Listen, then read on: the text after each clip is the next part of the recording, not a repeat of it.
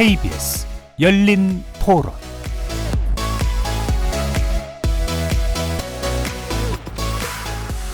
안녕하십니까. KBS 열린 토론 정준희입니다. 저기 온 사람들이 개미들을 아무것도 모르는 사람들은 공경에 빠뜨리는 게 정말 이 사기극은 정말 엄벌에 처해야 된다고 생각해요. 이미 다 팔고 나갔잖아요. 정말 이런 일이 있어서는 안 되죠. 애초에 그 신분증이랑 그런 것들을 제공했다는 것 자체가 피해자 가해자를 따지기 어려운 측면이 아닌가. 지금 터진 일이야 어쩔 수 없는 거지만 대처하는 것도 어느 정도 중요하다고. 결국에는 이제 그런 시장에 대한 불신이 커진 것 같습니다. 그런 것들 사실은 이슈가 된 거는 오래전이고 그런 대규모 경제 사범에 해당하는 문제인 것 같아요. 그래서 그런 것들 늦었지만 지금이라도 빨리 추징금이라든지 법적 제재라든지 그런 것들 투자에 대한 신뢰를 가질 수 있는 거의 이제 마지막 시장이라고 봤었는데 그런 것들이 좀 무너진 느낌? 거리에서 만나본 시민들의 목소리 어떻게 들으셨습니까? 지난 4월 24일 외국계 증권사인 SG증권이 삼천리, 다우데이터 등 8개 종목을 매도하면서 촉발된 이른바 SG 사태. 첫날부터 하한가를 기록한 8개 종목은 사흘간 가격이 폭락해서 결국 시가총액 8조 2,085억 원이 증발했는데요. 시기와 규모면에서 유례를 찾을 수 없는 사건인 만큼 그 파장이 갈수록 커지고 있습니다. 주가 조작의 핵심 인물로 지목된 사람들끼리 서로 피해자임을 주장하는 데다가 치고 빠지는 단순 시세 조종이 아니라 누가 주가 조작 주도자이고 누가 피해자인지조차 구분하기 어려운 피라미드식 사기 구조라는 점에서 또 주가 제적 세력이 2020년부터 3년에 걸쳐 여러 사람을 다단계식으로 끌어모아 사기 행각을 벌인 것으로 추정되는 상황입니다. 오늘 KBS 열린 토론에서는 세 분의 전문가와 함께 SG 사태 발생 배경 짚어보면서 주가 조작을 근절할 수 있는 방안 모색해보는 시간 갖겠습니다. KBS 열린 토론 지금부터 시작합니다. 살아있습니다. 토론이 살아있습니다. 살아있는 토론, KBS 열린 토론. 토론은 라디오가 진짜입니다. 진짜 토론, KBS 열린 토론. 오늘 함께 해주실 세 분의 전문가 소개해드리겠습니다. 김득의 금융정의연대 대표 나오셨습니다. 네, 안녕하세요. 김득입니다. 김세환 이화여대 경제학과 교수 함께 하셨습니다. 안녕하십니까. 정철진 경제평론가 자리해 주셨습니다. 네, 안녕하십니까. 저희 KBS 라디오의 모든 프로그램은 유튜브를 통해서도 함께 하실 수 있습니다. 여러분의 많은 관심 부탁드리겠습니다. 자, 이른바 SG 사태라고 부르는데요. 말만 많고 사실 내막을 잘 모르겠는 그런 사건이기도 해서 일단 이제 이게 얼마나 심각한 사태인지를 좀 점검을 해보도록 하죠. 정철진 평론가님께 좀 부탁드려 볼까요? 네. 근데 이게 사태 전반적인 상황과 뭐 피해, 뭐 가해 네. 이런 것들을 좀 얘기하자면 이야기가 긴데요. 8개 종목이 지난 4월 24일이었습니다. 일순간 하한가에 돌입을 하게 되고 뭐 많이 떨어진 종목 같은 경우에는 4일 연속 하한가. 그러니까 30% 플러스 마이너스 30%로 우리가 그 하한가 상한가 폭을 넓힌 이후로 4일 연속 하한가를 맞은 건 이번이 처음이었을 정도였었고요. 그렇게 8개 종목이 급락, 폭락하면서 날아간 시가총액 규모가 이제 8조 원 정도 된다. 여기가 전반적인 개요입니다. 오늘 이제 함께 나눠볼 이야기는 그 8개 종목이 작전이냐 아니냐 하고 작전이면 누가 작전을 걸었느냐 뭐 내용은 어떻게 되느냐 이걸 풀어보게 될 것 같은데 일단 이게 독특한 측면이 앞서 우리 시민의 목소리에도 들었지만 피해자와 가해자가 명확하지가 않습니다. 예. 하고 누가 피해를 받는지도 지금 명확하지가 않거든요. 근데 큰 틀에서 지금 피해 규모를 보통 언론이 얘기하는 것은 아마 여기서 다단계 수법으로 피해자를 끌어들인 것 같아요. 거기에 속했던 분이 한 1,000명 정도가 됩니다. 그러니까 왜냐하면 8개 종목에는 이 팀이라는 표현도 그렇지만 그 1,000명 외에 일반 투자자도 들어갔다 당했을 테니까 요거는 뭐 누구도 산정할 수가 없죠. 근데 하여간 아름아름 이 사람이 저 사람 끌어오고 저 사람이 끌어온 분들이 한 1,000명 정도 되고 이들의 그러니까 R이라는 표현이 그렇지만 이들의 원금이 예. 한 6천억에서 7천억 정도가 된다. 그러나 이분들이 거의 다 레버리지를 썼거든요. 그러니까 CFD라는 레버리지도 썼고 신용 미수도 최대치로 땡겨서 아마 지금 추산되는 피해 규모는 반대 매매가 제대로 못 나갔을 시까지 포함하면 한 1조에서 1조 2천억 정도. 예. 그러니까 이 한 물어서 너 투자할래 해서 쭉 피라미드처럼 여기에 딸려온 분이 한 1,000명. 여기엔 일반 개인 투자자는 포함되지 않습니다. 네. 하고 이 1,000명이 투자한 돈이 한 6천억에서 7천억대. 그리고 실제 이 돈 다 날리고 피해까지 따지면 한 1조 2천억이 온데간데 없이 사라졌던 그런 예. 상황이라고 보면 될 것 같습니다. 뭐 이제 뭐 그 하한가를 여러 종목이 동시에 기록했고 또 길게 기록했고 지금 피해 규모 같은 경우도 이제 역대 좀 탑급에 속하는 그런 거다라고 하고 일단 받아는 드리는데 사실은 구체적으로 잘 모르겠는 분들도 여전히 좀 있을 것 같아요. 그러니까 이게 왜 특이한 사건으로 이제 봐야 되는가? 각 지금 나와주신 분들께서 전문가께서 좀 짚어주는 내용이 좀 다를 수도 있을 것 같은데 먼저 김대기 대표님 어떤 부분을 좀 짚고 싶으시나요? 이게 이제 4월 24일 날 네. SG증권에서 매도 폭탄이 나오면서 4연속 하한가를 간 종목들도 있고 한데요. 그날 이제 JTBC가 제보받은 걸 보도하는데 6개 종목이 주가 조작에 이용되었다라고 하고 뭐 주종목으로 대성홀딩스하고 삼천리 그다음에 서울가스 예. 이런 것들을 이야기했는데 이 종목들이 다 4연속 하한가를 맞아서 사실은 1억이었으면 지금 한 3천만 원 정도 남은 상황이고 여기에 레버리지로 들어가서 신용을 했다면 아마 원금 자체도 날아갔을 정도의 큰 사건인 거죠.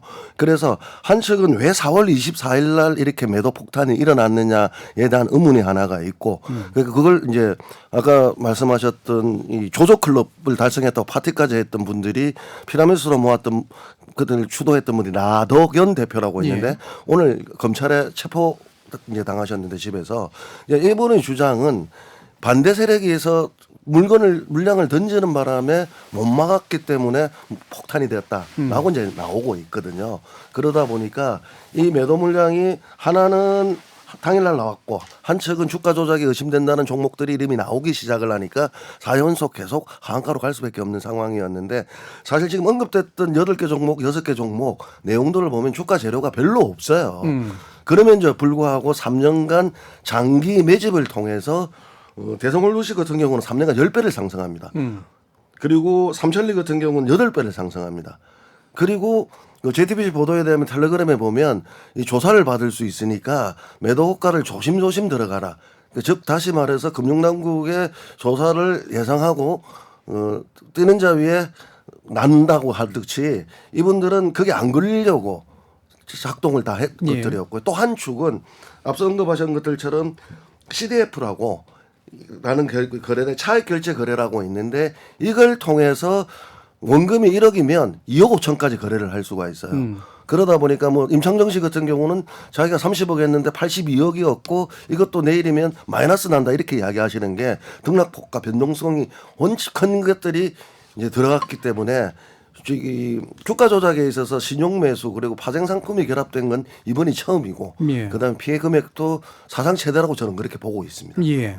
그럼 일단은 이제 주가 조작 혐의가 좀 있어 보이는 그리고 목적의식적으로 좀 짜고 움직인 흔적들이 일단 나오고 그 피해 규모를 크게 만드는 과정에서 그리고 이제 또 한 가지 아까 정철진 평론가도 지적을 해주셨지만 뭔가 이렇게 뭐 레버리지라고 부르거나 신용을 끌어다가 땡겨서 밑돈 이상의 어떤 투자가 진행됐던 그런 측면들까지 결합돼 있다. 이 두 가지 양상을 짚어주셨는데요. 김세환 교수님은 어떤 부분? 네, 저도 뭐 두 분 말씀이랑 전적으로 동의합니다. 예. 이 규모나 이 치밀한 면에서 이 우리나라에서 유례를 찾아볼 수 없는 대형 금융 그 사기 사건이라고 예. 볼 수가 있고요. 검찰과 금감원에서 조사를 하고 있지만 일부에서는 이게 뭐 그 CFD에 대한 즉 차익 결제 거래에 대한 반대 매매로 떨어졌다고 주장했던 분들이 있지만 그런 얘기는 이제 거의 없어지고 거의 뭐 주가 조작 사건이 아니냐 장기에 걸친 치밀한 그런 쪽으로 심증이 굳어지는 것 같습니다. 따라서 우리가 이번 사태를 그 거울로 삼아서 앞으로는 절대로 이런 일이 벌어지지 않도록 이렇게 준비하는 그런 거울로서 꼭 삼아야 되는 중요한 기회라고 생각을 하고 있습니다. 예. 그러니까 뭐 여러 가지 이제 문제점을 드러낸 이제 그런 사건인 건 분명해 보이는데요. 좀 유례가 없다라고 지금 계속 얘기가 되고 있지만 유례가 정말 없는 건가? 정천주 평론가님 어떤 게 좀 비슷한 사례일까요? 저는 뭐 거의 흡사하다 이렇게 예, 보고 있는데요. 예, 저는 작전이 걸렸다 이렇게 확신을 하고 있습니다. 이번 8개 종목. 근데 보통 작전하고 작전주의 수법이 패턴이 있거든요. 가장 수준 낮은 게 허위 공시라고 하죠. 뭐 어떤 연예인이랑 뭐 전속 계약을 맺었다. 그러면 한 상한가 가면 한 40-50%에 주가 뛰면 뭐 당장 팔고 나오는데 그게 거짓이었다. 뭐 이런 것도 있고요. CB나 BW를 가지고 뭐 장난치는 경우도 있고 이제 예. 여러 가지의 작전 수법들이 있는데 이번은 전형적인 피라미드 사법이었다라고 이제 보여집니다. 그게 뭐냐면 우리가 오프라인 다단계를 생각해 보시면 됩니다. 1차적으로 들어온 사람들이 있겠죠. 하고 이제 그분들이 뭐 옥장판이나 이런 거, 뭐 치약 같은 걸 사면 그 다음에 이제 친구 데리고 오면은 그 사람들에게 넘기고 일부를 자기가 갖고. 근데 그 사람들은 또 누굴 데리고 와서 넘기고 하면 이제 맨 위에 있는 다이아몬드는 자기가 갖고 있는 내용물도 점점점 많아지는데 커미션까지도 계속 들어온 이런 구조인데 그 수법을 썼던 대한민국의 어마어마했던 종목이 하나가 있습니다. 예. 2006년부터 2007년까지 시세가 났던 종목인데요. 루보라고. 루보. 이건 50배가 올랐습니다. 저가 대비. 그 루보는 굉장히 복잡했었는데 그 대한민국 역사상 처음으로 오프라인 피라미드를 금융과 엮었던 종목이어서 정말 뭐 회자도 많이 됐었죠. JU그룹이라고 그 피라미드로 유명한 주수도 회장이 있는 그쪽에 이제 임원이 그런 아이디어를 냈다고 해요. 왜 우리가 이런 이거 전기 담요만 팔아야 되느냐. 주식을 팔자 해서 이제 시작된 거였었거든요. 예. 근데 이번 패턴이 그 루보랑 거의 똑같습니다. 왜냐하면 지금도 보면 이제 스피커라는 사람들이 있죠. 뭐 의사에도 스피커가 있고 연예계에도 있고 그래서 그런 사람들이 계속 끌어오는 겁니다. 그럼 그 뒷사람들에게 주식을 놓고 보면 그 주식을 한 1에서 1.5 높게 사주는 거죠. 그리고 그 다음 누가 투자자가 들어오면 이미 올라 있는 주가에 또 1.5에서 2를 높게 사주고 다시 돌아서 1.5에서 2, 1.5에서 그러니까 무한대로 한 2년에 걸쳐서 계속 이런 작업이 펼쳐진 거였었고요. 깨지는 것도 비슷합니다. 루보 때는 그 자금 운반하는 사람 한 명이 한 300억이었나 400억으로 이제 주식을 사야 되잖아요. 그래야지 주가가 그 다음에 더 오를 텐데 그렇죠. 갖고 도망간 거예요. 그러니까 그 다음날 올라야 될 주가가 안 오르면서 이제 와장창 주가가 무너졌고 이번에도 이제 앞으로 검찰 수사와 금감원의 조사가 있어야 되겠지만 뭔가 깨진 거예요. 네, 왜 깨졌는지 누가 깼는지는 지금부터 모르지만 깨지면서 이제 막 던지면서 이제 주가가 대폭락했던. 그래서 피라미드를 엮은 점에서는 그 2007년의 루보 사태와 거의 똑같다 이렇게 보고 있습니다. 그러니까 결국에는 신규로 유입되는 사람이 이제 특정 주식을 더 비싼 값에 이제 계속 사줌으로써 이제 기존에 있었던 사람들의 이익이 보장되는 시스템인데 이게 언젠간 당연히 무너지는 그런 방식이잖아요. 일단 먼저 좀 궁금한 건 그러면 김세영 교수님께 여쭐 텐데 이게 대상이 8개 종목이잖아요. 이건 누가 왜 찍었는 것인가? 이제 이 부분도 궁금한데요. 네, 그 참 중요한 질문을 해주셨는데요. 이 주가 작전 세력이 대상 종목을 고를 때 상당히 공부를 미리 많이 합니다. 세 가지가 크게 많이 보는데 첫 번째는 시가총액에 비해서 이제 주식 거래량이 많지가 않아서 조금만 사고 팔아도 가격이 많이 움직이는 그런 변동성이 큰 주식을 고르고요. 두 번째로 증권사나 이런 자산 관리 그 투자 자문사 이런 데서 어떤 그런 기업에 대해서 분석을 많이 하지 않아서 사실 일반 투자자들한테 거의 알려져 있지 않은 회사들 이런 회사들을 고릅니다. 우리가 모든 주식 상장돼 있는 회사들에 대해서 다 보고서가 나오는 건 아니거든요.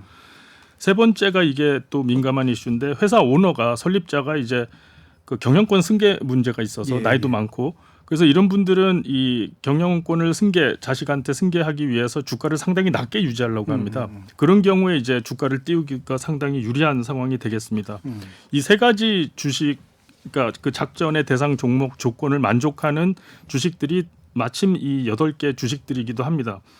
이 지난 3년 동안 이 주가가 많이 올랐다고 다들 말씀해 주셨는데 이 삼천리랑 서울가스는 이미 작년에 2022년에 증권사 애널리스트들이 이 주가가 너무 과평가돼 있다는 보고서를 끊임없이 내기도 했습니다. 하지만 나머지 6기업에 대해서는 거의 뭐 깜깜이 소식으로 아무런 내부 정보에 대한 회사가 어떻게 운영되고 있는가에 대한 정보가 없었던 것이 사실입니다. 따라서 이런 앞뒤 관계를 보면은 특히 8개 그 대상 기업을 선정한 그런 꼼꼼함과 치밀함을 보면은 누군가 상당히 긴 시간 동안 준비해온 주가 조작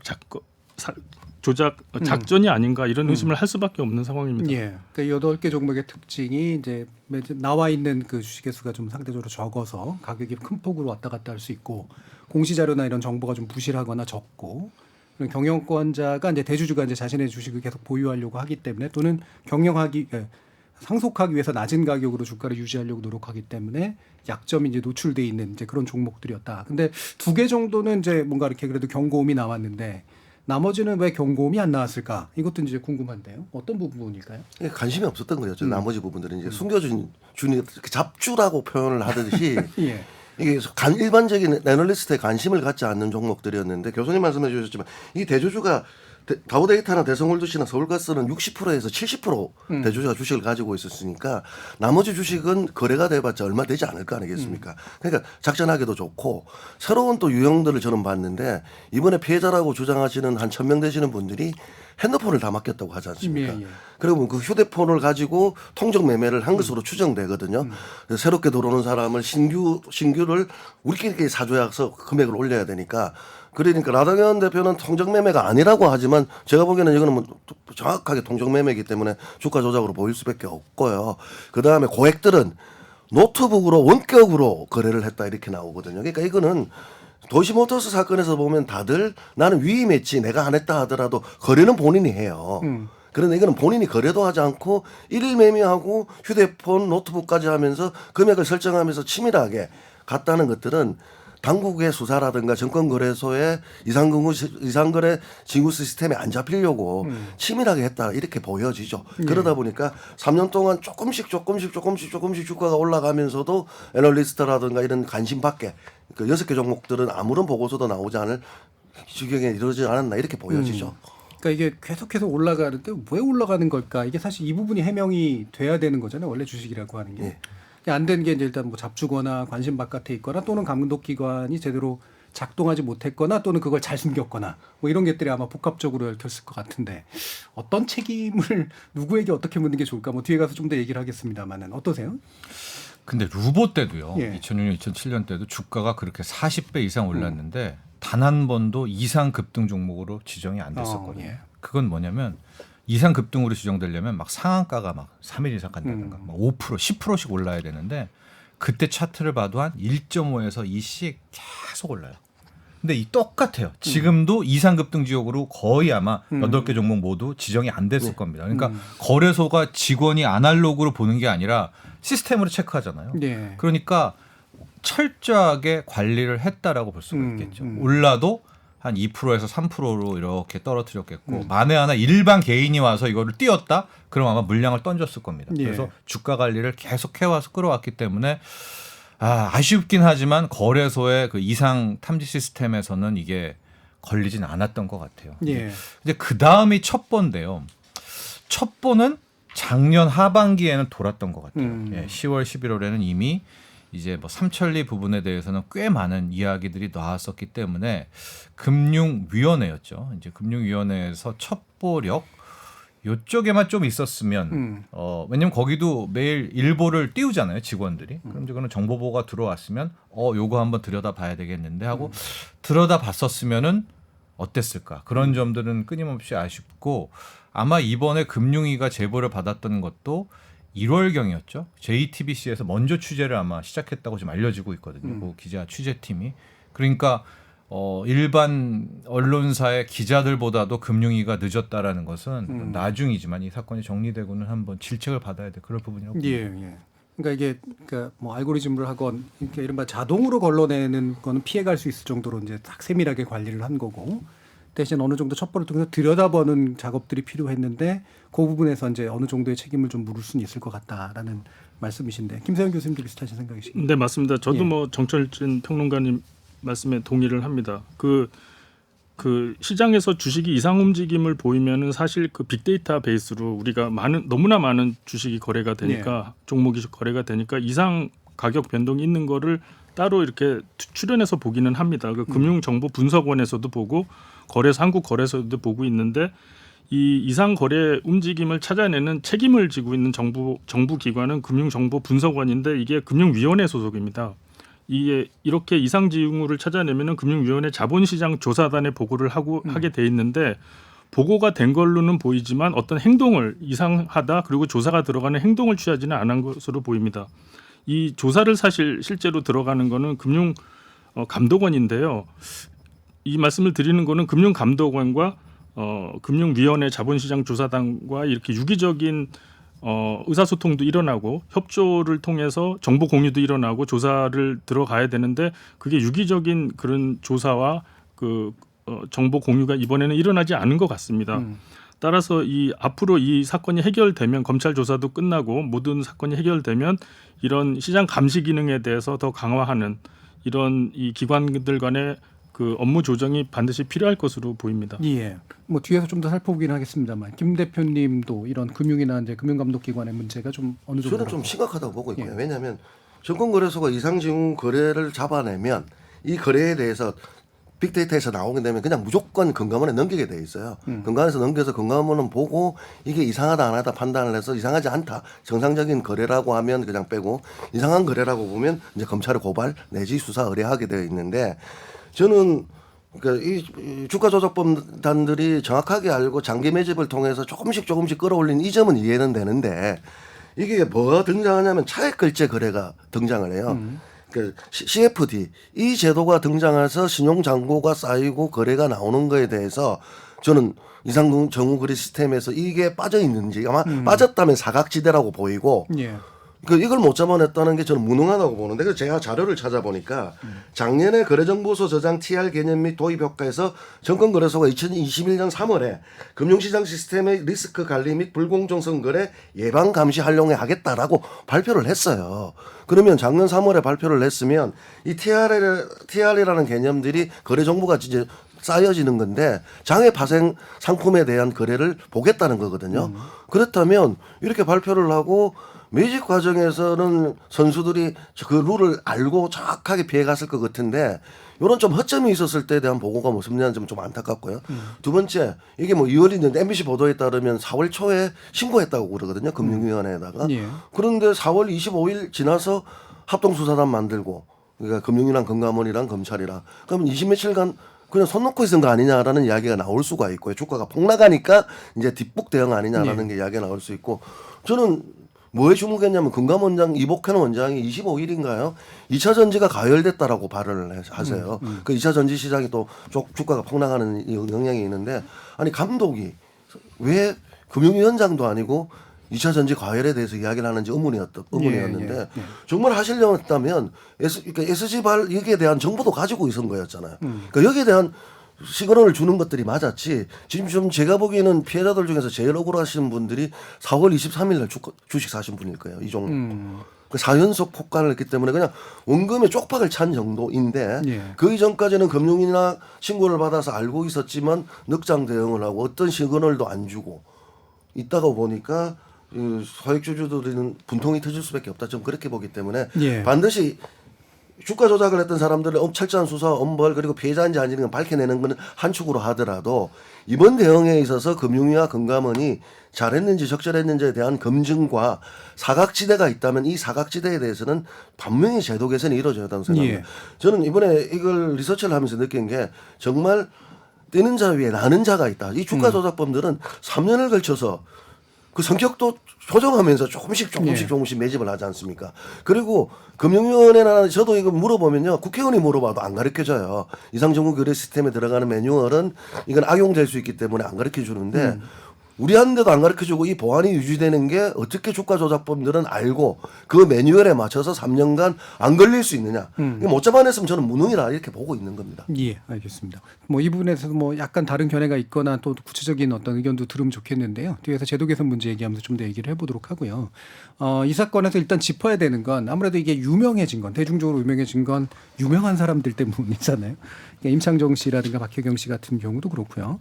일단 피해자라고 했지만 또 의심도 받고 있는 이제 그런 상태고 그래서 이게 이제 이를테면 이제 그 조작 공시, 위조 공시 이런 것들에도 활용된 면도 있고 분명히 피라미드에서 사람들 모집할 때 쓰인 면도 있을 텐데 정말 모르고 한 걸까? 이게 이제 아마 사람들이 가장 궁금해하는 면이기도 한 것 같습니다. 먼저 정평론가님 어떠십니까? 진짜 그분 저는 모르겠고 예. 모를 것 같아요. 이번에 검찰 수사와 예. 금감원의 조사 때 밝혀지겠죠. 지금 본인이 설계사라고 얘기하는 라더견 씨. 저는 총 이 판을 설계한 설계사라고 보지는 않는데 예. 어쨌든 본인이 자기가 설계했다라고 얘기하니까 그 라더견 씨를 설계사라고 둔다면 지금 언급되고 있는 일종의 스피커죠. 투자자에서 약간 입김이 센 사람들. 예. 그게 뭐 임창정 씨도 있고 아난티 그룹의 이중명 명예회장도 있고 의사 그룹에도 있다고 하고요. 예. 운동 선수도 있다고 하고요. 아마 이제 그분들을 나중에는 소환 조사를 하겠죠. 그때 그 설계사인 라더견 씨와 어떤 관계냐 그게 핵심인 것 같아요. 네.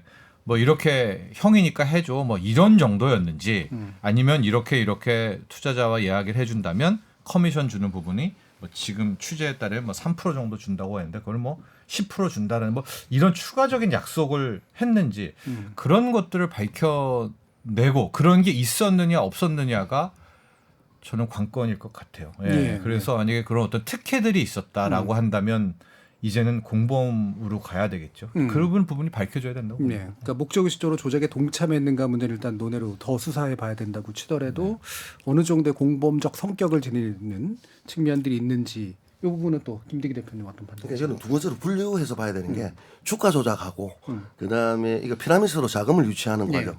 그럼 임창정 씨 같은 경우에는 지금 드러나는 걸 내용을 본다면 이 피라미드 과정에서 자금 유치 과정에서는 어느 정도 스피커 역할만 한 게 아니라 얼굴 마담 역할로서 자금을 모집해온 건 사실이거든요. 그렇기 때문에 이 과정에서 공범이다 주범이다 논쟁은 저는 의미가 없을 것 같고 그러니까 주가 조작에 있어서는 자기가 몰랐다 다 던졌다 이거는 검찰 수사가 필요한 건데 근데 이제 주가 조작에 있어서 계좌는 사용되었을 거로 추정돼요. 통정 매매가 이루어졌을 거로 보이기 때문에 그러면 이제 도이치모터스도 그랬고 모든 주가 조작에서 계좌가 사종되신 분들은 자기는 유임했고 몰랐지 단순 거래만 했다라고 이야기하는 것들이 있는데 그거는 왜냐하면 주범과 종범에 있어서 종범으로도 엮인다 하더라도 사실은 정언과 증거가 있지 않으면 공범에 대해서는 처벌이 쉽지 않습니다. 그래서 2014년도에 자본시장법이 개정될 정도로 그 이전의 법들은 이게 공범이었을 때 정언과 증거가 없는 이상에서는 저 사람이 공범이 아니라 보호하는 순간에는 기소조차도 지금 힘들고 도지못해서 그래서 영부인께서도 기소를 지금 못하고 있는 상황인데 그렇기 때문에 이거는 검찰 수사가 철저한 수사가 필요하다라는 것들이고요. 두 축들 그러니까 자본을 모금하는 데 있어서 앞장섰던 분들은 피해자가 정말 일어나면 사기죄로 고소가 가능할 건데 거기서도 다퉈볼 문제인데 저는 이렇게 자금 모집에 유착했던 분들이 휴대폰 그다음에 노트북까지 큰 돈들은 원격적으로 제외해서 거래를 일임을 하셨지 않습니까? 단순히 휴대폰만 맞겠느냐? 저는 공인인증서까지 대여한 거로 보여져요. 왜냐하면 주식의 거래를 이루어지려면 그 사이트에 들어가려면 공인인증을 하고 들어가야 되거든요. 그리고 차액결제 거래 CFD가 이게 전문인만 가능한 건데 이게 제도를 허용하는 데 있어 가지고 본인 동의 없이 했겠냐. 그러니까 비대면으로 이루어졌을 것 같아요. 비대면으로 이루어지는데 그게 이제 공인인증서를 위임받았던 전부 다 받았던 해서 했기 때문에 이 거래에 대해서 지금 피해자들 주장은 소송하겠다는 거거든요. 정권사가 자기한테 대면 없이 알려줬다라고 이야기하지만 저는 정권사가 비대면을 통해서 공인인증서까지 넘겼기 때문에 이 제도가 허가가 나지 않았나 이렇게 보고 있습니다. 그렇기 때문에 검찰 수사가 반드시 필요하다. 국민들은 누가 피해자인지에 관심이 있는 게 아니라 이 사람들이 어떻게 철저하게 수사가 이런지에 대한 관심이 있기 때문에 뭐 이번에 검찰은 합동수사권에서 철저하게 수사하겠다고 그러니까 좀 기다려봐야 될 것 같습니다. 그러니까 자금 수집 과정에서 있었던 문제는 어느 정도 명확한 것 같고 다만 이제 주가 조작에서 어느 정도 의도적으로 깊숙이 개입됐는가 이 부분이 이제 수사를 통해서 밝혀질 문제다. 김재환 교수님. 네, 그 아까 말씀하신 대로 이제 그 거의 그 알려진 그 유명한 분들은 한 1,000명 정도 큰 피해를 본 분들이 알려져 있는데 그분들의 가장 큰 직업군의 300명이 이제 의사분들입니다. 그리고 나머지 연예인분들이나 운동선수분, 다른 자산가 분들도 이 주식 투자의 초보자가 아니시거든요. 상당히 개인적으로나 누구한테 맡겨서 주식 투자를 하시던 나름 전문가 분들인데 이 라더켠이라는 투자자문사 대표한테 이렇게 그 통정 매매를 하게 하고 1인 매매를 하게 했다는 거는 이거는 약간 의심을 안 할 수가 없는. 예. 그러니까 그 우리가 알다시피 통정 매매가 이제 다 짜고 치는 이제 주식 거래지 않습니까? 그 가격을 얼마 올려서 내가 팔 테니까 네가 사줘 이렇게 다 짜고 치는 건데 이거는 말 그 행동 자체가 이제 주가 조작이거든요.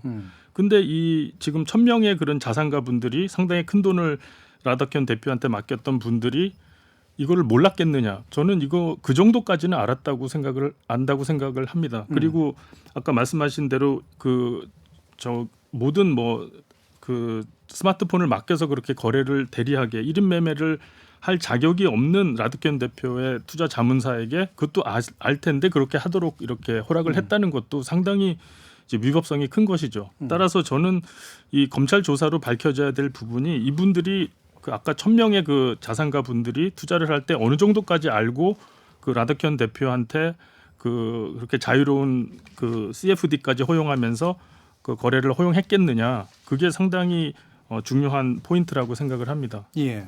그럼 지금은 일단 정점은 라덕현 씨로 일단 나오고요. 그다음에 이분은 또 그런데 더 중요한 건 김잉래 다우키움그룹 회장이다라고 지금 얘기를 하고 있는 이제 공을 넘기고 있는 그런 상태인데 누가 어떤 게 더 문제가 된다고 보십니까, 정철주 평론가? 좀 저도 이게 말씀드리기 예. 조심스러운데요. 루보 때를 뭐 당시에 그때 제가 이제 코스닥 팀장으로 취재를 했었기 때문에 기억이 생생한데 루보 때 얘기입니다. 루보 때는 대주주가 한 팀이었어요. 예. 네, 작전 세력과 대주주가 한 팀이었습니다. 하고 제가 그때 작전주에서 배울 때도 작전 세력이 하나의 기업으로 들어갈 때 가장 먼저 섭외하는 게 대주주입니다. 왜냐하면 이 죽 써서 남 준다고 그 대주주가 이제 한 40% 50% 물량 갖고 있어요. 그럼 이제 작전 세력들이 주가를 막 올려놔요. 근데 대주주가 떡 팔아버려요. 그러면은 뭐 다 대주주한테 가기 예. 때문에 이제 대주주와의 커뮤니케이션도 있고 뭐 프리미엄도 주고 커미션도 준다. 이제 이렇게 이야기를 한 겁니다. 루버 때는 실제 대주주가 엮여 있었고요. 거기까지는 얘기고요. 다시 한번 오해가 소지가 있지만 이번 8개 종목은 모릅니다. 대주주가 엮여 있는지 안 엮여 있는지. 그런데 이 다우 데이터라는 8개 종목 중에 하나에서 좀 이상 징후가 있었던 거죠. 예. 4월 24일이 사건 발생일이었는데 그날이 월요일입니다. 그 전주 20일, 21일에 지금 많이 언급되고 있는 이제 다우 키움 김잉래 회장이 본인이 한 26% 지분을 갖고 있는 대주주인데 3%를 판 거예요. 600억어치를 이제 팔았고 차익은 어느 정도냐고 계산해내긴 어렵지만은 주가가 한 4배 이상 올랐다는 걸 치면 600억 중에서 한 3,400억은 수익이었을 겁니다. 그래도 큰 돈이죠. 예. 이제 그렇게 되면서 이제 주가가 대폭락을 했고 김잉래 회장이라는 다우 데이터, 다우 키움에 언급된 게 또 라씨예요. 예, 라씨가 자기가 주범이 아니라 이제 김잉래 회장이다라고 이야기를 했거든요. 여기까지가 이제 이야기가 펼쳐진 거고 이 다음부터는 검찰과 금감원의 몫이죠. 즉 라덕현 대표와 김잉래 회장의 1번 연계 관계가 있느냐, 둘이 연락하고 뭐 아는 사이냐, 뭐 이런 거가 첫 번째 조사가 하나고요. 두 번째 조사는 이 키움증권, 이 다우데이터 김잉래 회장은 2년 반 동안 주가가 4배 이상 올랐잖아요. 근데 이제 우리가 100만 원만 주식 투자를 해도 매일 보잖아요. 주가가 어떻게 됐는지. 예. 근데 지금 이 사람은 이 회장은 대주 26%를 갖고 있는데 자기 주식이 막 오르는 거예요. 근데 회사에 대해서는 본인이 제일 잘 알죠. 근데 이 회사가 뭐 영업이익이라든가 이게 뭐 대단히 뭐 뛰어난 주식은 아니에요. 뭐 지주회사의 뭐 가치 좋아요. 뭐 다시 프리미엄을 준다 쳐도 4배 이상 오를 펀더멘탈은 아니다 치면 과연 알고 있었는가? 봤겠죠. 매일 보면서 작전 걸렸나? 이런 거 하고 뭐 조사해 봐라라든가 따로 이런 행동이 있었는가? 그러니까 1번은 중재죠. 만약에 조사가 그런데 2번도 지금 법조계에서는 상당히 문제다. 그러니까 자기 회사 대주주가 종목에 작전 세력이 판을 치고 있는데 그걸 보고 있다가 연계가 없었더라도 던졌다라는 부분을 또 법으로는 어떻게 해석할까? 이제 두 가지가 쟁점인 것 같습니다. 김잉래 회장 관련해서. 또 소액주주들이 이야기하는 거는 키움증권이잖아요. 이게 계열사가 그 키움증권에서 차익결제거래 CFD가 물량들이 많았다는 거죠. 그러니까 이 CFD를 키움증권에서 팔아놓으니까 김익래 회장에 대한 의심. 그러니까 평론가님 이야기하셨지만 주가 조작을 했을 때 제일 중요한 게 뭐냐면 탈출입니다. 이 탈출을 할 때 나오려면 공시를 해야 되거든요. 허위 공시라든가 재료를 공시를 하는 경우들이 많기 때문에 대주주하고 같이 할 수밖에 없어요. 그러니까 그 의심들이 지금 일반인들은 같이 한 거 아니냐. 그랬다가 같이 했다가 뭔가 틀어진 거 아니냐. 뭐 이렇게 지금 의혹들이 있는데 이게 대한 소문이나 의문들을 해소하기 위해서는 검찰 수사가 반드시 필요한 것들이고 김익래 회장 같은 경우는 3배 올랐어요. 근데 그전 주식 판 걸 보면 본인이 해명을 한다면 그 세금 때문에 냈다. 상속세 내려고. 근데 계산을 해봤는데 상속세가 진짜 필요한 건 한 300억 정도예요. 예. 근데 이번에 판 게 605억이거든요. 그리고 지난번에 샀던 주식의 물량보다 더 많이 내놨어요. 그러니까 이거는 뭔가를 가지고 있으려고 한다라고 보여지고 나덕현 대표의 주장은 뭐냐면 상속을 하려면 주가가 떨어지는 게 낫지 않습니까? 그러니까 이 매도로 인해서 주가는 블록딜로 인해서 주가는 떨어질 거니까 그 떨어졌을 때 그 자금으로 다시 또 주식을 사서 상속을 이루어지게 하려고 한 거 아니냐라는 주장을 하면서 하방 주가 조작이다 이렇게 주장을 하고 있는데 이 부분도 뭐 검찰이 조사를 해야 되는데 김익래 회장뿐만 아니고 서울가스 회장도 4월 17일 날 한 417억 정도 주식을 매도하거든요. 예. 그러니까 이게 대주주들이 경영진들이 알고 그러니까 4월 초에 좁혀서 본다면 4월 초에 제보자가 금융위원회에다가 신고를 했고 그럼 취재가 이루어질 거지 않습니까? 특히 키움증권 같은 경우는 정권회사다 보니까 금융 쪽에다가 네트워크가 있을 거고 그러면 이 조사가 이루어지는 거에 대해서도 저도 4월 24일 정도는 기자들한테 연락을 받아서 어떻게 생각하시냐고 물었는데 그 보도가 되기 전에 예. 이분들이 이 내부 정보 그러니까 조사 정보를 알고 매도한 거 아니냐 이 또 의심도 있는 거거든요. 예, 예. 그렇기 때문에 이걸 못 버텼는지 키움증권 김익래 회장 같은 경우는 전액 사회 항원 뭐 통감한다. 그리고 이사회 의장직과 회장직에서 물러났거든요. 그렇기 때문에 그게 물러난다고 끝날 문제가 아니고 사회 환원한 데서 끝날 문제는 저는 아니라고 보기 때문에 모든 의혹에 대해서 검찰의 철저한 수사가 필요하다 이렇게 보여집니다. 예. 그래서 라덕현 씨와 김민래 씨 사이에 과연 누가 더 이제 몸통에 가까운 어떤 성격을 가지고 있느냐도 일단 별개로 밝혀야 되지만 대주주로서 이제 제대로 된 행동들을 한 게 맞는가, 그렇죠? 이제 이 부분이 또 포인트라서 김익래 회장뿐만 아니라 기타 이제 그 종목에 관련된 분들도 아마 어느 정도 문제시 될 수 있는 영역들이 좀 있을 것 같긴 한데요. 김세환 교수님도 말씀 부탁드릴까요? 네, 그 지금 뭐 김익래 다우키움 회장께서 그 4월 24일 폭락하기 이틀 전에 이제 주식을 팔아서 큰 차익을 보셨는데 예. 이제 우리가 이제 공부할수록 이 주가는 단기적으로 예측은 불가능합니다. 이거는 뭐 이론적으로나 그 통계적으로 너무 검증이 된 거라 제가 학생들한테도 학교에서 그렇게 가르치고 있는데요. 근데 이틀 전에 그렇게 기가 막히게 대단하게 예. 정말 너무나 기가 막히게 예. 대단하게 예측력을 갖고 파셨다는 게 이게 상식적으로 받아들여지는 일은 아닙니다. 근데 이제 그쪽 김익래 회장께서는 우연히 그 시점에 그 매도했다고 계속 주장을 하고 계시는 거죠. 그래서 이게 너무 그냥 상식과 그러니까 공부하는 사람 입장에서는 상식과 맞지 않기 때문에 이 부분에 대해서 어떤 일이 있었는가는 충분히 검증을 해야 된다고 저는 생각을 합니다. 예. 자, 그러면 지금 일단 일부에서 지금 같은 좀 유례 없는 사태의 본질 그리고 그 유례 없는 사태이긴 하지만 또 유사한 수법들이 사용됐던 사례에 대한 이야기들을 좀 나눠봤는데요. 이어지는 2부에서 과연 어떤 수사가 구체적으로 필요한지 또 누가 책임져야 되는지 감독기관들이나 제도적 결함들에 대해서는 어떻게 좀 살펴봐야 될지를 좀 더 논의해 보도록 하겠습니다. 여러분은 지금 KBS 열린 토론과 함께하고 계십니다. 토론은 치열해도 판단은 냉정하게 복잡한 세상을 바꾸는 첫걸음은 의외로 단순할지도 모릅니다. 평일 저녁 7시 20분 당신을 바꾸는 질문.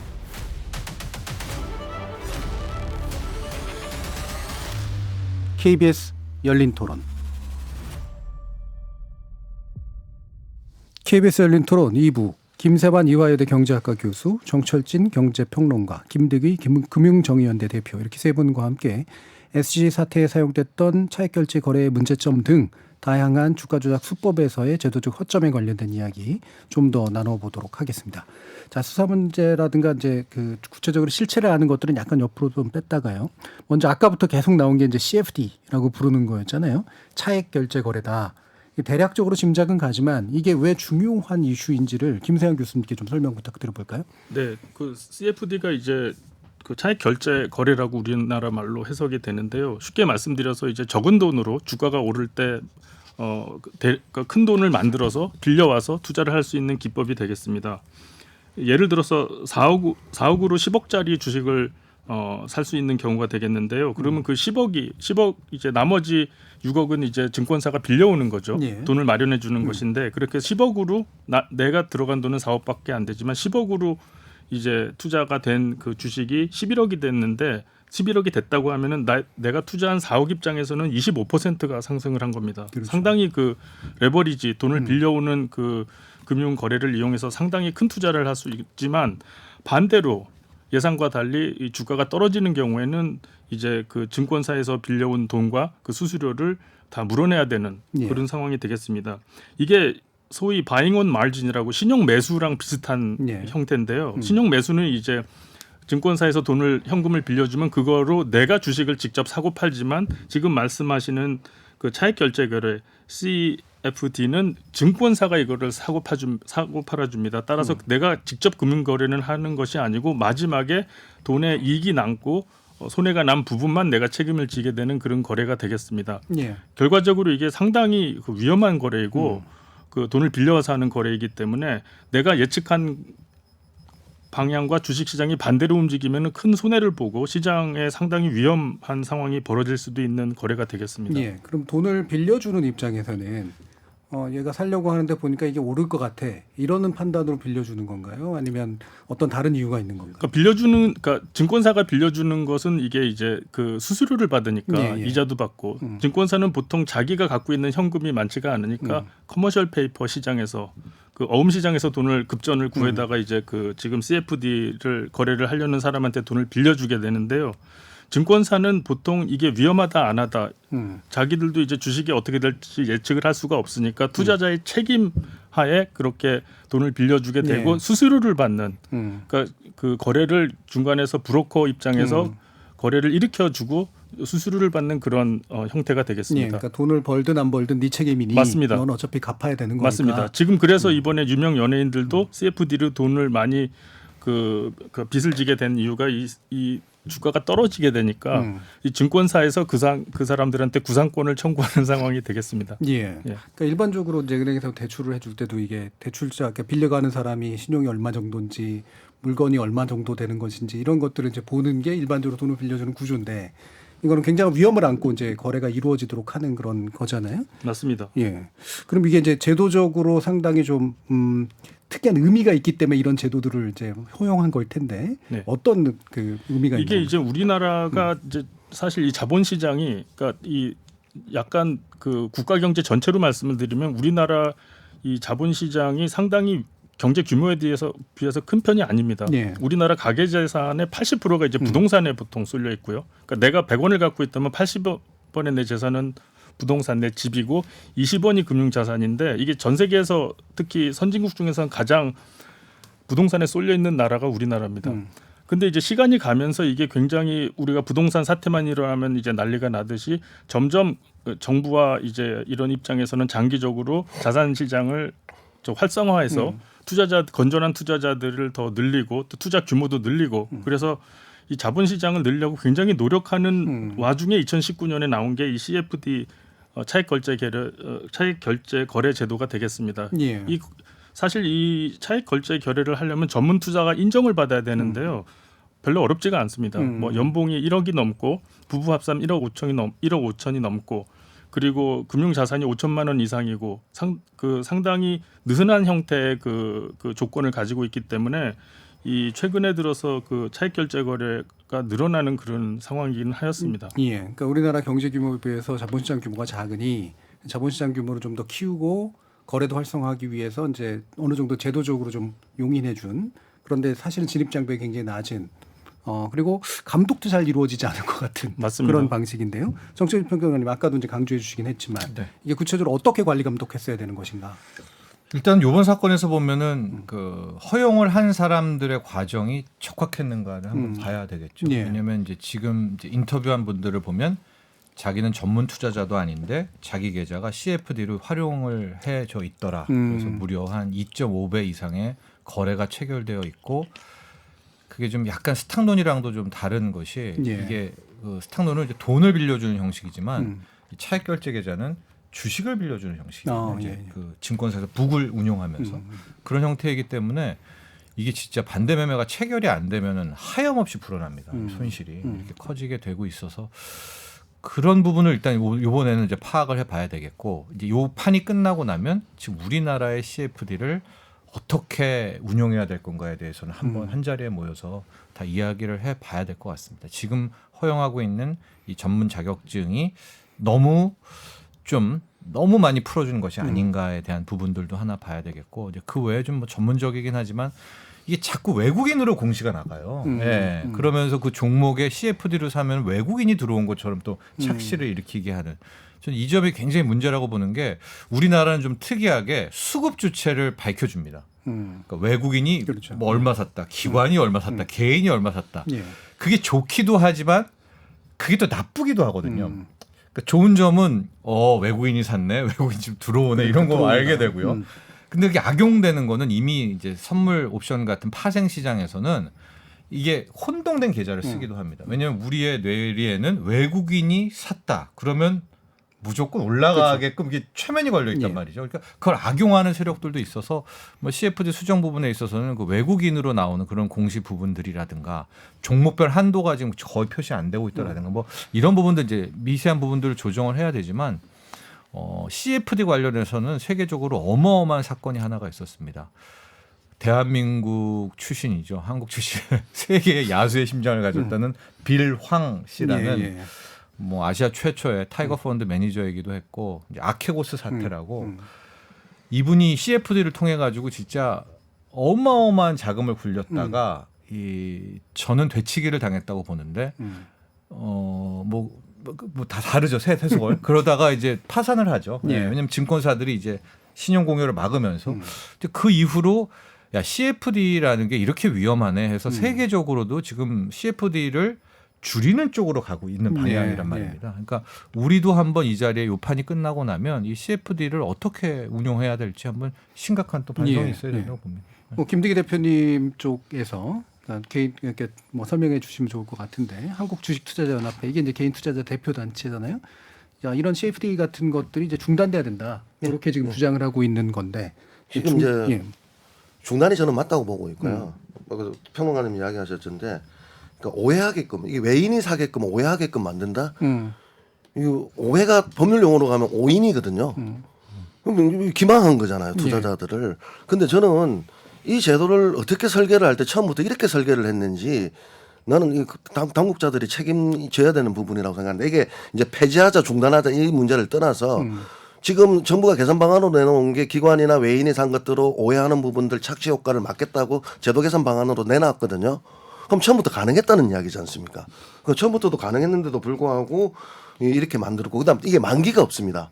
만기가 없다 보니까 오히려 다른 데는 공매도다 이런 것들은 만기가 있어서 불공정하다고 했지만 이 상품에 대해서는 전문 투자자만 들어가면 오히려 불공정하게 한쪽에 커다란 무게를 지고 만기 없이 레버리지를 일으켜가지고 처음에는 이것도 10배였어요. 증거금은 10%였고 그러다가 전문 투자자를 5억에서 금융자산 보유 5억에서 5천으로 낮추면서 문턱을 다 낮추면서 증거금을 40%에다가 그다음에 레버리지도 2.5배로 이제 올린 거였는데 낮췄는데 맨 처음에 초창기에 이 게임을 이걸 활용해서 저는 어마어마하게 사람들 돈 벌었을 거라고 봐요. 그러다 보니까 97%가 전문 투자자 개인으로 집중합니다. 홍콩은 기관들이 많이 하거든요. 네. 그렇기 때문에 저는 지금 당장 거래는 중지해야 되고요. 이 제도는.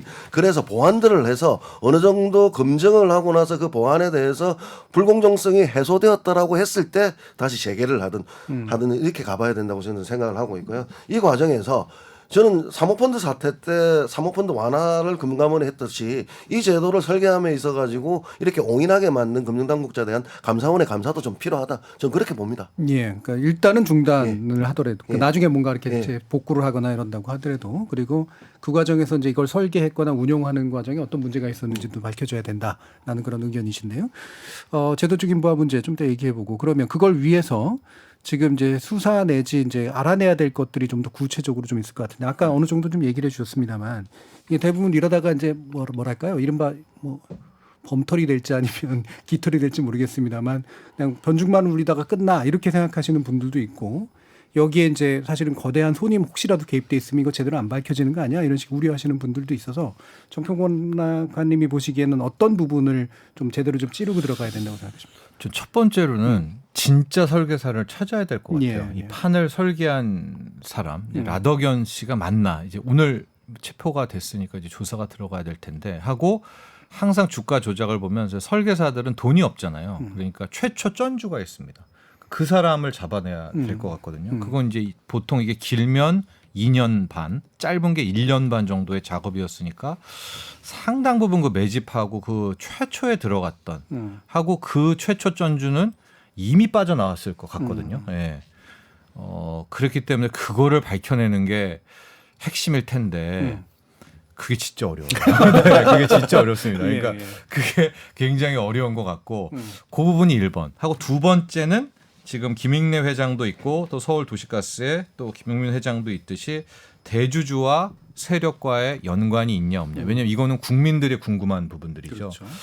근데 뭐 이거는 제 개인적인 생각이지만 와 그런 대주주가 세력들과 연관됐다고는 좀 생각하기가 저도 싫습니다. 왜냐하면 그건 진짜 대한민국의 그렇죠. 근간이 흔들리는 거니까. 그러면 그 다음 문제, 그 대주주들이 이거 다 지켜보고 있었나? 지켜보고 있다가 던졌나? 그런 부분에 있어서도 저는 처벌을 받아야 된다고 보거든요. 왜? 대주주니까. 예. 오히려 대주주가 신고를 했었어야죠. 이거 이상하다. 내 기업에 작정 걸린 것 같다. 뭐 그런 부분들을 한번 그러니까 대주주에 관한 문제들은 국민들의 이게 진짜 집중되고 있으니까 명명백백하게 좀 밝혀줬으면. 그래서 제가 지금 권하고 싶은 게 600억을 블록딜로 팔았거든요. 김익래 회장이. 그러면 600억을 이제 받은 사람이 예, 있었을 것 아니겠습니까? 아마 주관사가 외국계 증권사 모건 스탠리인가 JP 모건일 텐데 그 주관사가 이제 찾아요. 이렇게 태핑을 누가 살래 해가지고 산 사람이 있습니다. 근데 그 산 사람은 뭔죄입니까? 600억 사자마자 바로 일주일 만에 한 400억이 날라갔거든요. 예. 그 사람이 누군지를 알면 이게 꽤 쉽게 풀릴 것 같아요. 예. 왜냐하면 지금 세간의 의혹도 그 사람이 좀 이상하다고 얘기를 하거든요. 일부러 받아줬을 수 있다. 왜냐하면 그 다우 데이터를 주가를 이렇게 쳐다보고 있는 600억 가진 사람이 그 주가에 들어간다? 이것도 좀 우리가 일반적으로 주식하는 사람들에 대해서는 이해가 안 되는 부분이지 않습니까? 그래서 그거 못 밝힌다 하지 말고 프라이버시에 떳떳하다면 600억을 받아간 사람이 뭐 이 사람이다라고 밝혀지고 전혀 모르고 어떤 뭐 투자자다 이렇게 하면서 하나씩 그러니까 의혹을 받고 있는 분들은 예, 예. 풀어 나가야 되겠고 검찰과 금감원은 이런 의혹을 좀 풀었으면 그 수사가 마무리되고 나서 이제 우리 아까 김두기 대표가 얘기했지만 이제 투자자 쪽에서 이제 이 스피커에서 또 골라내야죠. 예, 스피커에서 과연 누가 그 피라미드를 우리가 할 때도 이제 제가 막 친구 따라 끌려간 거예요. 저는 저를 피라미드 조직에 끌고 간 그 친구를 진짜 미워하잖아요. 그 친구가 막 진짜 범죄자 같고. 근데 그 친구도 또 그 친구를 끌고 간 또 그 친구가 피해자 같고. 그러니까 이제 주가 조작 수사가 끝나게 나면은 이제 이 지금 투자자 쪽에서 누가 소위 말하는 세력과 연계된 스피커였나. 그렇게 두 가지로 나눠서 수사에 예. 들어가면 될 것 같습니다. 그러니까 일단 설계자를 찾아서 초기 전주를 확인하는 것. 그리고 실제로 대주주와 세력 간의 연관성이 있는지 보는 것. 최근에 블록딜을 누가 받았는지를 좀 살펴보는 것. 그리고 이른바 투자 과정에서 이제 북을 친 사람들. 그 다음이 이제 북친 사람들인데 그렇죠. 예. 북친 사람들한테 지금 너무 예. 포커스가 가 포커스가 네 있으니까 번째 이게 좀 단계만 안타깝더라고요. 가 있다. 예. 어떠세요, 김대기 대표님은 요 방금 네 가지를 얘기해 주셨는데. 예, 맞습니다. 그러니까 주범, 공범, 그 다음에 피해자냐, 공범이냐, 요 그러니까 3단계 가는 관계 때문에 그렇게 수사를 하다 보면 가는데 저는 좀 한 가지 어려운 게 이게 원래 이제 윤석열 대통령 공약 상황이었어요. 주가 조작에 대해서는 엄벌하겠다. 예. 그리고 한동훈 장관이 남부지검에다가 정권범죄 합수단을 부활을 시켰고 그래서 주가 조작에 대해서는 하겠다고 했는데 저는 4월 달까지 한 20며칠간 그냥 손 놓고 있지 않느냐에 대한 의심이 좀 있어요. 그리고 이제 사거래를 폭락하고 나니까 금융위원회 금감원까지 합수단까지 끌어가지고 요란하게 지금 수사는 하고 있거든요. 그 요란한 수사가 진짜 소문난 잔치 먹을 것 없는 걸로 끝나버리면 안 된다는 말씀을 좀 드릴게요. 예. 그러니까 이게 진짜 수사는 어렵습니다. 왜냐하면 특히 공범 같은 경우에는 증거라든가 물증이 없으면 나는 위임했다고 이렇게 나가면 빠져나갈 구멍이 너무나 많거든요. 사실 기소까지 가기는 쉽지 않은 단계에 있는데 그런 거하고 상관없이 일단은 이번에는 모든 의혹들을 해소하는 차원에서 전방위적 수사까지는 다 이루어져야 된다고 생각을 해요. 그걸 이제 기소를 할지 안 할지는 마지막 증거를 가지고 살필 건데 근데 제가 조금 기우스러운 게 초반에 검찰에 대한 수사에 대한 신뢰가 없다 보니까 요란하게 대통령 공약이고 그다음에 법무부 장관의 관심 상황이니까 요란하게 수사는 지금 시작을 했는데 아무것도 없이 그냥 용두사미로 끝나지 않을까라는 우려는 좀 가지고 있기 때문에 검찰의 분발을 더 기대하겠습니다. 예. 그러니까 법적 책임을 묻는 거는 뭐 묻는다고 치더라도 기본적으로 실질적 진실을 아는데 거의 유일한 수단이기 때문에 요란하게 또 다른 목만 치지 말아라 이런 얘기해 주셨는데 김세환 교수님도 어떤 부분 지적하고 싶으세요? 예, 저는 뭐 다들 지적해 주신 것처럼 이렇게 누가 최초 설계자고 누가 전주였고 이것도 중요한데 이 중장기적으로 우리나라 젊은 사람들이 지금 20, 30대가 굉장히 주식시장에 많이 들어오고 있는데요. 이분들의 건전한 투자 의식에 상당히 악영향을 주게 되는 사건이 이번 사건이 아닌가 생각을 합니다. 이번에 그 언론에 많이 이름이 오르내린 그런 연예인이 부자들은 다 이렇게 돈 버는 거 아니에요? 뭐 이렇게 얘기를 해서 저는 상당히 충격을 받았는데요. 개인적으로 이 통정 거래를 하고 1인 매매를 해서 이런 짜고 치고 이 주가 조작을 해서 돈 버는 게 부자가 되는 일반적인 길이다라고 이 젊은 투자자들이 제발 생각을 해주지 않으셨으면 이렇게 그런 바람을 갖고 있는데요. 말씀하신 대로 이 대주주나 자산가나 연예인들이 엮여 있는 이런 사건이 투명하게 드러나서 뭐가 잘못됐고 이렇게 돈 버는 거는 아니다라는 그런 교훈을 꼭 주셨으면 하는 바람을 가지고 있습니다. 예. 그러면 이제 제도적으로 또는 처벌에 관련된 문제를 좀 더 나눠봐야 될 것 같은데 김대기 대표님 보시기에 뭐 가장 이제 피해 입는 쪽에 또 입장에 서 계시니까 이게 이제 그냥 네가 멍청해서 그래 또는 제도가 좀 허술해서 그래 아니면 그쪽이 워낙 똑똑해서 그래 뭐 이제 여러 가지 이유들을 찾을 수는 있잖아요. 근데 확실하게 이 제도적인 문제점 그리고 처벌상의 좀 문제점이 있다면 어느 정도라고 생각하시는지 좀 저는 알려주시죠. 이제 처벌이 저는 엄벌을 해야 된다고 보거든요. 네. 교수님 이야기하셨지만 이거 자본시장을 교란한 행위예요. 그러니까 이 행위가 사실은 엄벌이 되지 않고 도이치모터스 판결문을 보시면 저는 황당한 게 이익을 많이 안 받기 때문에 집행유예를 줍니다. 그러니까 이게 2년 내지 집행유예 들어가면요. 제가 주가 조작을 했을 때 기대이익으로 돈을 더 많이 벌고 이 돈에 대한 추징이 적고 그다음에 나는 들어가서 1년만 살고 집행유예로 나온다면 이게 건절되겠습니까? 계속 반복적으로 그 주가 조작범들은 좀 더 치밀하게 좀 더 그러니까 나는 자 위에 뛰는 자 위에 나는 자가 되어가면서 저 치밀하게 준비해오면서 더 발전과 진화가 되고 있는데 우리나라 법은 이익을 보지 못했기 때문에 이익이 크지 않기 때문에 지금 대부분 집행유예를 주고 있고 처벌이 솜방망이거든요. 그러니까 이러다 보니까 미국은 경제사범에 대해서는 경제적 살인으로 보고 100년, 200년 이렇게 하고 가석방 조건 없는 20년 이렇게 때리고 있는데 우리나라는 너무 솜방망이다 이 말씀을 좀 드리면서 그래서 개정안 중에 하나가 3년 이상으로 하자 최저형을 저는 이게 찬성하거든요. 그러니까 3년 이상이 형량이라 하면 집행유예는 없다는 거죠. 그러니까 3년형 이상으로 했을 때 아니 우리가 도둑질을 했는데 그 도둑질에서 지갑을 털었는데 훔치다 보니까 지갑이 1,000원짜리 있다고 해가지고 그게 범죄가 아니지 않습니까? 범죄는 동일하잖아요. 그러니까 내가 얼마를 벌었느냐가 아니라 주가 조작은 얼마나 피해를 끼쳤느냐의 관점에서 저는 접근해야 된다고 보거든요. 그러다 보면 내가 9천만 원을 벌었다 하더라도 피해액은 뭐 예를 들어서 1,000억이다. 그럼 그게 맞춰서 또 양형도 규정을 해야 된다고 저는 생각을 하기 때문에 엄벌주의로 가야 된다. 저는 그렇게 해서 이걸 이번 사건이 모든 국민들이 지금 알게 되었어요. 왜냐하면 연예인도 나오고 의사도 나오고 법조인도 나오고 회장님도 나오시고 이러다 보니까 이번 사건을 어떻게 처리하냐 법 개정이 되느냐 저는 그게 중요한 관심사라고 보거든요.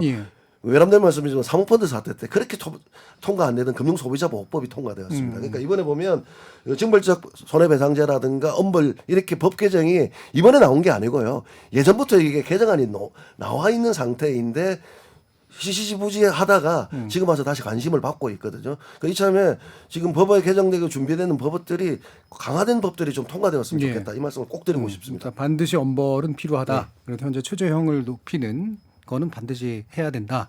또 그 외에도 지금 보니까 정치권이 또 죽어라고 또 여러 가지 얘기들을 하고 있는데 주가 조작 가담 시 10년간 주식 거래 제한, 증권 범죄 징벌적 손배제 도입, 그리고 기업 소유주 또는 내지 대지주가 주식을 먹튀하지 않도록 하는 법안 등등이 추진됩니다.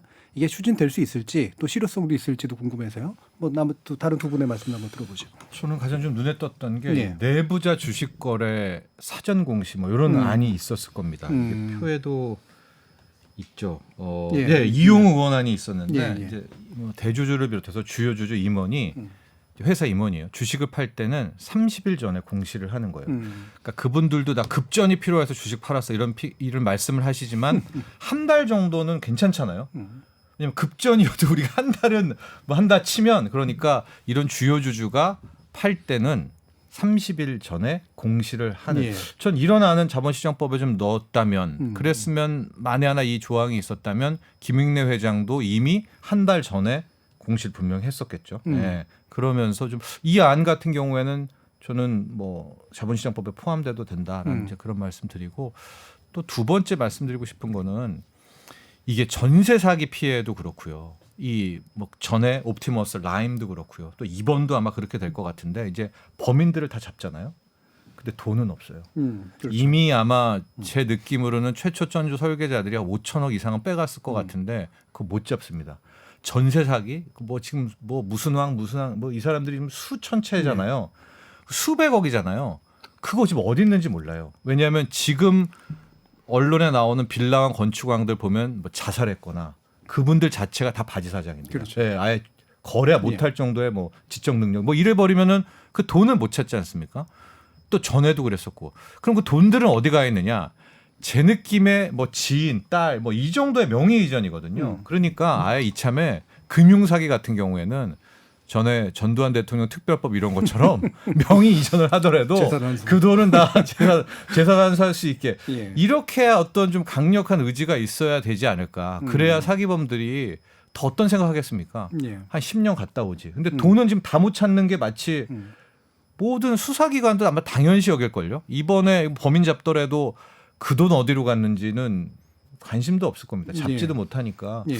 좀 그런 정도의 좀 적극적인 행보를 가졌으면 항상 뭐 제가 수십 년 기자 때부터 느끼는 건데 이런 금융사기 일어나고 나면 사람만 남지 돈은 신경도 안 쓰더라고요. 이거 예. 누가 다 몇 조씩 챙겼을 거 아니에요? 예. 그게 너무나 안타깝습니다. 그러니까 민사 손배로 하더라도 시간만 오래 걸리고 결국 돈이 없어서 못 주는 경우도 그렇습니다. 많고. 예, 본인들은 다 배째라로 나가니까. 예. 김상현 교수. 예, 두 분 말씀 참 전적으로 동의합니다. 근데 이제 우리가 주식 시장이 사실 인간의 본능적인 이 탐욕이 정말 정글처럼 예. 드러나는 곳인데요.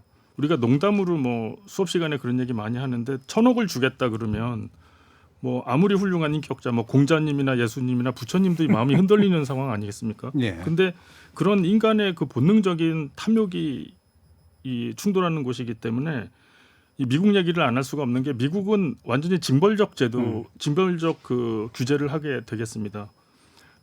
그래서 나름 미국이 전 세계에서 가장 그래도 투명하고 많은 문제가 있기는 하지만 예. 발전을 하고 있는데 2008년 그 메이도프라는 그 투자자가 그 폰지 금융으로 지금 상황이랑 폰지 같은 그 디자인에서는 아주 유사한 상황인데 21조 원 손해를 입혔습니다. 투자자들한테. 근데 이제 150년형을 법원에서 선고를 하거든요. 예. 그래서 감옥에서 죽습니다. 그래서 미국에서 이제 미국 그 SEC, Security Exchange Commission, 그러니까 우리나라 같은 금융감독원에서 말하는 것은 한 가지입니다. 돈을 네가 만약에 사기로 인해서 증권시장에서 벌면은 네 살아있는 동안에는 못 쓰게 해주마. 이게 아주 명확합니다. 완전히. 감옥에 영원히 넣어서 네가 번 돈은 가족도 못 쓰고 너도 못 써. 이렇게 아주 강력한 신호를 보내고 있거든요. 그래서 지금 우리나라 아까 말씀하셨지만 이번에 8개 종목의 하락폭이 뭐 8조 원이라고 하는데 이 폰지 게임 미국의 그 메이도프 사건과 그대로 하면은 이 사건을 일으킨 사람은 거의 50년 동안 감옥에 가야 되는, 제가 법은 잘 모르지만 단순 계산으로는 그런 상황인 것이죠.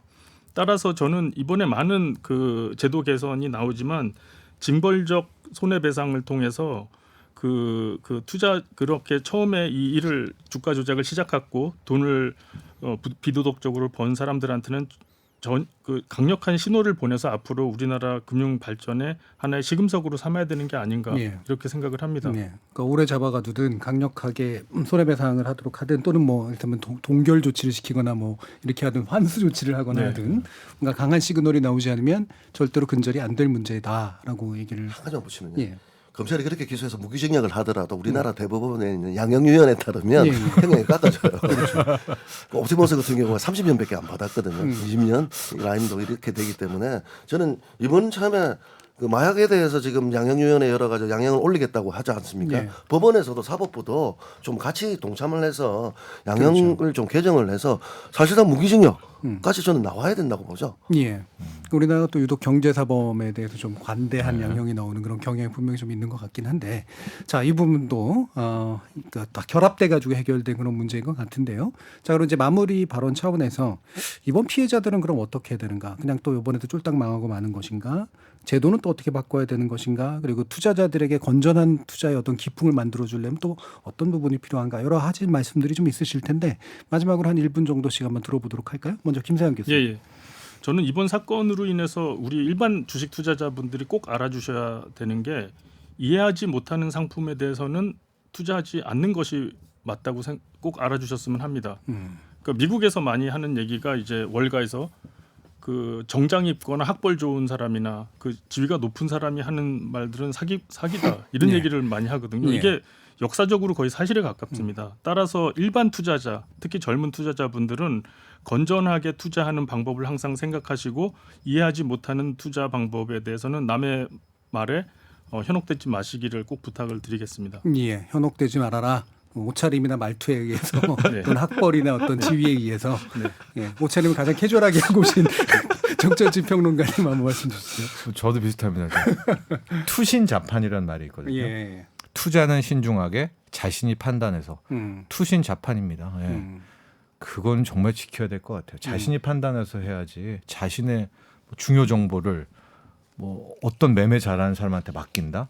실제 우리나라에 1인 매매가 있지만 그 1인 매매 아니거든요. 매일 그 매매한 사람이 보고합니다. 뭐 샀다 팔았다고 또 중요한 결정 내리기 전에 보고를 하게 되는데, 이번은 전혀 그분들이 관심도 없었지 않습니까? 그러니까 신중하지도 않았고 자신이 판단하지도 않았기 때문에 저는 항상 그런 말씀드립니다. 투신자판, 투자는 신중하게 해야 되지만 판단도 자신이 하는 겁니다. 지금 수많은 유튜버들 또 전문가들 저를 포함해서 끊임없이 의심하시고 마지막 판단은 본인이 하는 겁니다. 그래야지만 1턴 따던 이게 문제가 없죠. 투신자판의 원칙 정말 중요하다고 봅니다. 투자는 신중하게 자신이 판단해서 위임했을 수도 있는데. 그렇죠. 근데 신중한 게 아니죠. 상호 모순이죠. 알겠습니다. 네, 마지막으로 김득규 대표님. 그 공짜 점심 없다고 하거든요. 그러니까 내가 위임을 한다든가 아니면 이번처럼 휴대폰을 빌려준다고 했을 때 아무리 내가 피해자를 주장하더라도 탐자들은 피해자로 보지 않거든요. 공범이지 않을까 의심을 두고 검찰 수사를 받을 수 있기 때문에 나덕현이 하느님이고 뭐 신급 대우를 받았던데 사기꾼들입니다. 이렇기 때문에 큰 돈 벌어주고 그게 장기적으로 실제 돈을 벌어주는 모양새가 간다 하더라도 결국은 쪽박 찰 수 있고 내 재산이 반토막이 아니라 다 날아갈 수 있고 검찰 수사도 받을 수 있다는 이 가정을 제가 말씀을 드리는 게 자기 책임의 원칙. 자본시장에 있어서 가장 중요한 게 투자자 자기 책임의 원칙이거든요. 그러니까 아무리 제가 피해자라 하더라도 저도 자기 책임의 원칙에 대해서 물어보거든요.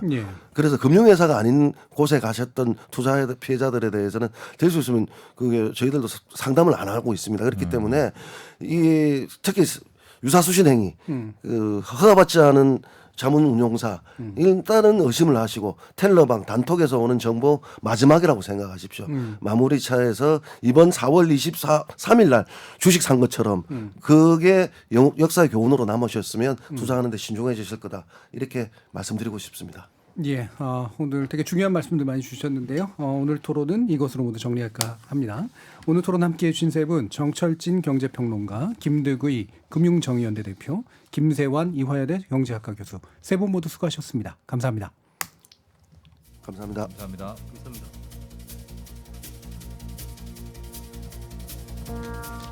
부자, 권력자, 유명한 사람들은 원래 그렇게 돈 버는 거 아닙니까? 라는 말. 자본주의 근간을 흔드는 방식으로 자본을 키운다라는 게 하나의 법칙이 된다면 그게 우리 사회를 얼마나 위험하게 만드는 일일지 짐작해도 충분합니다. 모든 투자가 자기의 신중한 판단에 의해서 이루어질 수 있는 것과 함께 우리 제도가 좀 더 건전한 투자를 만들어낼 수 있는 길로 이끌어지길 바랍니다. 참여해주신 시민논객 여러분 감사합니다. 지금까지 KBS 열린 토론 정준이었습니다.